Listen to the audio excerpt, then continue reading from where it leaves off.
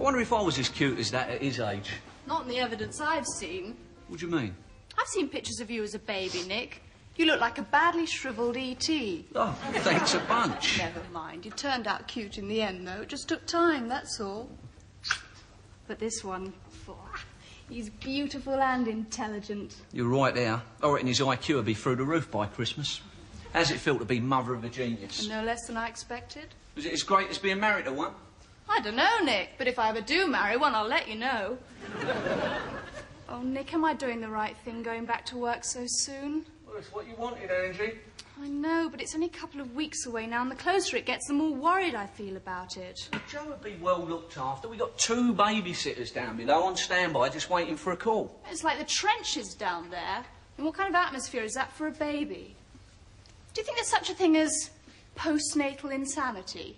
Why'd you ask? Because it's the only possible explanation for my ever thinking that your dad and my mum could live in harmony in the basement. Well, it was always a long shot, Angie. It'd take time, that's all. What, you mean months rather than weeks? I think we're probably talking decades. Mind you, Dad's doing his best.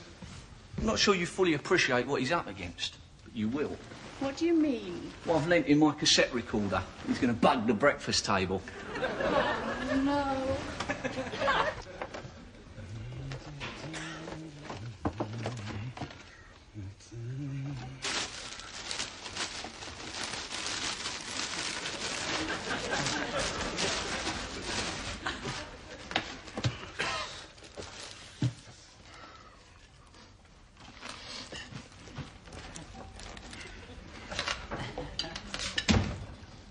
Good morning, Daphne.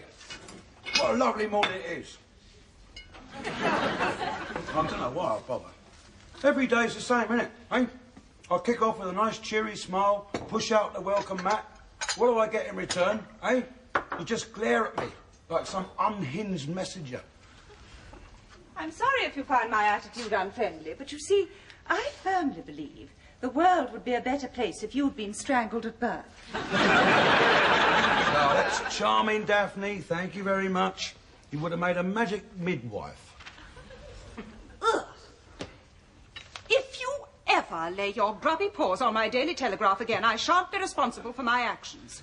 If you want some reading matter of a morning, I suggest you make your own arrangements. I'm sure the newsagent would be only too pleased to deliver the Beano. Are you planning to keep up all this aggravation forever, hey? How long we been together? Couple of weeks? 4 weeks and 2 days. Oh, as long as that, is it? Oh, amazing how time flies when you're having fun. It seems like a lifetime. Why'd you stick around? Because this is my granny flat. Our granny flat. The sooner you face that, the better. I've always been able to sum people up at a glance.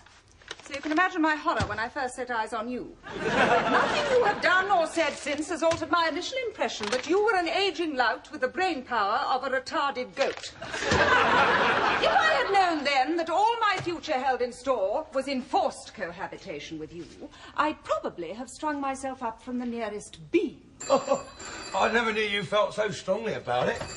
Actually, I've got a bit of rope in the car if you're still interested. Hello! Yes, he is, unfortunately. Someone called Wilf wants to speak to you. Oh, that's my pal at the zoo. Well, what are you waiting for? It could be good news. Your cage might be ready. Very funny, Daphne. Chortle, chortle, ho, ho.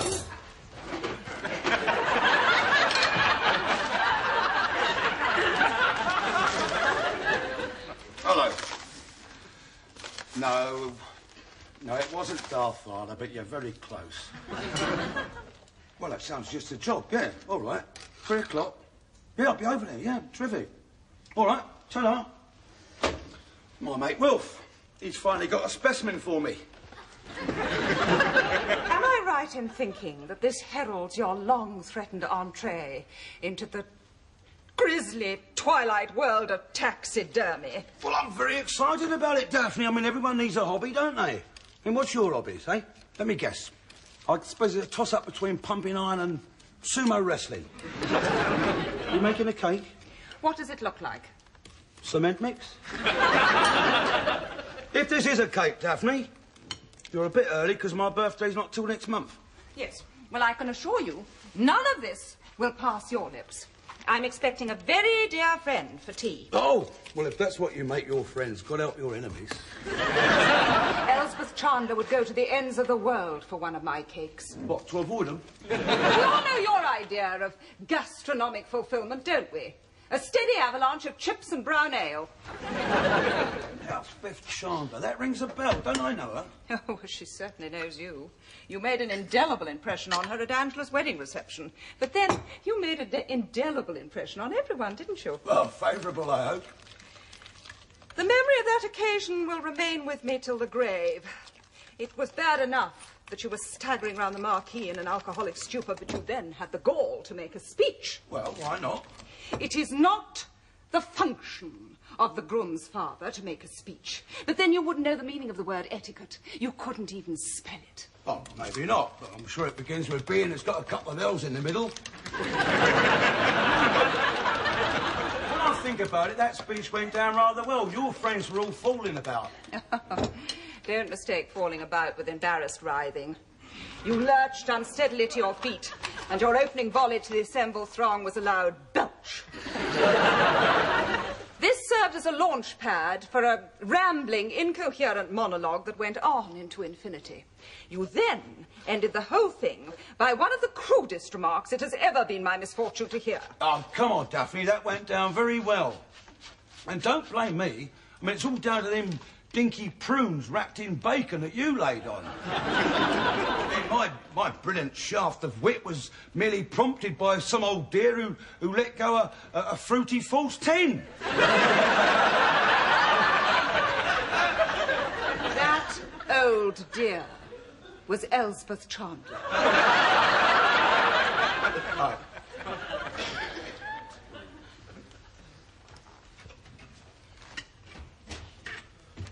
Do you know, I've never told you this before, but you made quite an impression on me at that wedding, you know, when you were all dolled up. I thought you were quite tasty. Tasty? I remember thinking to myself, I fancy some of that. I beg you. Well, I mentioned it to Nick, but he reckoned it was because I was legless. Honestly, sometimes I look at you and I think, underneath that cast iron veneer, there's a warm-blooded woman just yearning for my friendship. Let me make one thing absolutely clear. I want you to listen very, very carefully and lodge the following information in that lump of bone between your ears. I genuinely loathe you. All right? I know what you're trying to do, Daphne. You're trying to wear me down, aren't you? You're trying to make my life so miserable that I'll leave here and I'll never come back. Do you know, that's the most intelligent observation you've made this morning. Well, let me ask you a question. And I want you to consider it very, very carefully before you answer. Are you prepared to treat me like a normal human being or carry on this jackboot in the crutch routine indefinitely? You don't belong here. It's as simple as that. In fact, I'm beginning to feel that you're so far down the evolutionary scale, you'd be more at home in a pond. Right, that does it. Over and out. What on earth? I've got all the evidence I need. Am I to understand that you've just invaded my privacy?